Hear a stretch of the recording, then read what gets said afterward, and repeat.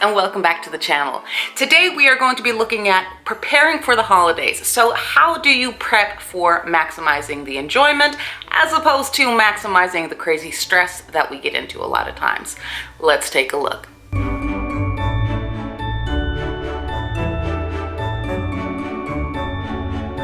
So 10 felt like a good number to start with. When it comes to any kind of list, 10 feels like the magic number. So we're going to be doing 10 things that you can do to maximize holiday awesomeness and minimize the holiday stress. Number 1, identify your stressors.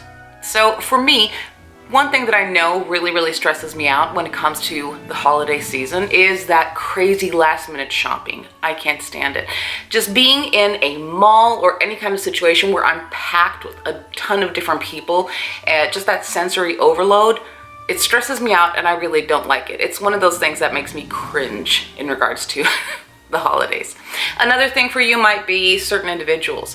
A lot of times we celebrate Christmas or the holidays with family, and it might be people that you don't see on a day-to-day basis, and therefore you're not used to handling them. So maybe you might not necessarily have to sit next to crazy Aunt Bertha at the Christmas table and just sort of preparing. Maybe you could sit a few seats down, or just, like mentally preparing, or maybe avoid the situation altogether. Do you guys have to celebrate Christmas together? Maybe not, just knowing what things are going to be stressing you out can be really helpful to avoid them or to work around them. Number 1. So number 2 is going to be the polar opposite of number 1. Basically looking at the things that you really love about the holiday season, the things that you enjoy, and just making yourself aware of that. Looking at them from outside a little bit sometimes can really bring extra enjoyment. So looking at the things that you really love about the holiday season and sort of preparing to love it. And when you've gotten that far, you're ready for number 3, which is make a bucket list. I mean, every situation calls for a bucket list, I think.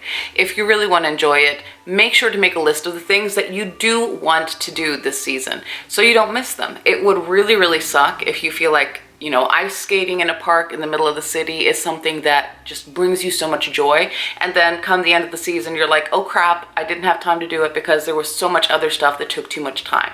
Make a bucket list and make sure to tick things off so that you get a chance to do the things that matter to you. So a lot of times we can be really good at making a to-do list instead of making a to-don't list.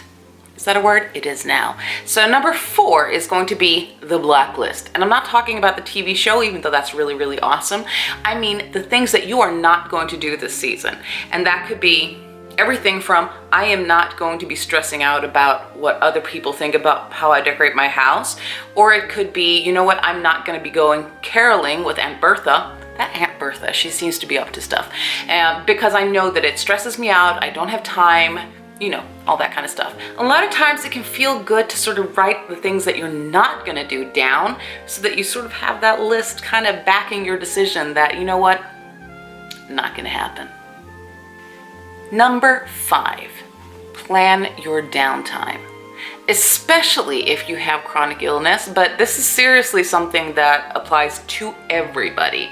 And if you're watching this video, chances are you tend to get stressed in the holiday season, so plan your downtime. Look at the month ahead. I mean, now it's like the end of November, but December is going to be nuts, tends to be. So looking at, okay, this is what's coming up. When do I have downtime? And planning that in as an activity just the same way that you're planning other things in. So make sure that you plan your downtime and you stick to your guns. Number 6, know your tools. So knowing the different things that you can use to organize your Christmas season is awesome. It really is. To me personally, nothing goes up to washi tape, stickers, my planner. I love it. However, when it comes to the Christmas season, there are so many different facets to it that it's really nice to be able to organize everything in one place.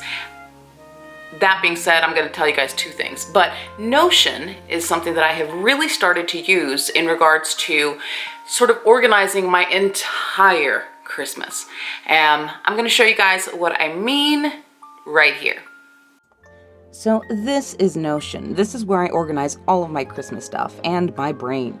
It's kind of like bullet journaling, but you can put lists within lists, and you can put bullet points if you want to, or you can do task lists with check boxes. Here I've organized my Christmas stuff into and done, and I can move things from one place to another. Basically, here I've got task lists for things that I need to do and need to get done when it comes to getting Christmas ready. I can also add another list within this, which is who I'm buying stuff for, putting into the table, where I'm getting things, and if I've done it. Also, another thing is movie lists. All the stuff that I want to watch and do. This has really been such a great place to be able to categorize things and organize it. So that is a super tip that I needed to share with you guys, because it really, really is cool, all the different things you can do to customize it.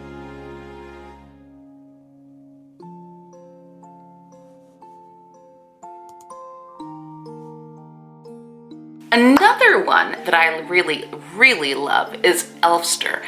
We've been using Elfster the past few years in our family to sort of do like a Secret Santa thing with the grown-ups. Basically, you can, add everybody's name, and then, everybody gets to make their own wish lists, and you get to add links and things like that, and then you draw a name and you get a Secret Santa person. That has been wonderful and perfect for us adults. However, this year I actually also had my kids sign up for Elfster. So they have their own lists where they've put in links to things that they want from Amazon and whatnot. And that is really awesome, because one thing that I do know stresses me out is everybody asking me what my kids want and me saying, I have no idea, because the kids will say some random thing, and it's usually something that has to be ordered online. And I'll be like, I have no idea, Mom. It's this or that from somewhere, and I don't know what it is. So this is really making things so much easier, because the kids have their own Elfster accounts, and I can just say, you want their wish list? Here's the link. Number 7. So make a timeline. You have whatever date it is while you're watching this video. You know when the deadline is for Christmas or whenever you're celebrating things. Making a timeline and being able to look at it is something that you can do in Notion, but it's also something that, just so that you have a vision, that you sort of know, how much time do I have to do this? Making a timeline. Number 8, prep your emergency kit. Yep. At some point this month, you might not be feeling great, especially if you have a chronic illness and you know that flare-ups happen during high stress times and things like that. Being prepared and having a kit packed already can really be helpful. Personally, mine tend to have like maybe an electric blanket, some warm fuzzy socks, chocolate. Chocolate is important and it helps. And just basically anything that you think might help you in your situation. Everybody's different. One care kit could look different than another. I'll put a link down below and show you guys some of the stuff that I tend to like to have on hand just for those kinds of situations. I don't know about you guys, but personally, one of the things that stresses me out the most when it comes to post-holiday season is all the stuff that I ate during holiday good season. So making a plan for your treats can be really, really great. Saying, okay, this is something I like, this is something I like. I know, for example, that sweet potatoes, the ones Mom makes with the marshmallows on them, and her stuffing, are things that they only come around like twice a year for us. So that is something that I'm definitely going to be planning, that I'm going to eat it and I'm not going to feel bad about it. But then again, if you do have a list that says this, this, this, and this is stuff that's important to me, then maybe I can say no to other stuff because I already had a plan to start off with. So that is something that I do put into my Notion, actually. I think I have like a Christmas treats, like things that I'm like, I will not go through Christmas without having a saffron bun, lussebulle. It's a Swedish thing. It's good. Bringing us to number 10, showing yourself grace. Yep. You're gonna need it. Let's face it, a lot of times Christmas does not live up to the hype 24/7. We have those beautiful, wonderful moments, and then we have things that kind of fall flat. It didn't turn out the way that we wanted. Somebody got the stomach flu on Christmas Eve, or, you never know what's going to happen. Life throws us curveballs. How do we roll with it? And just showing yourself some grace.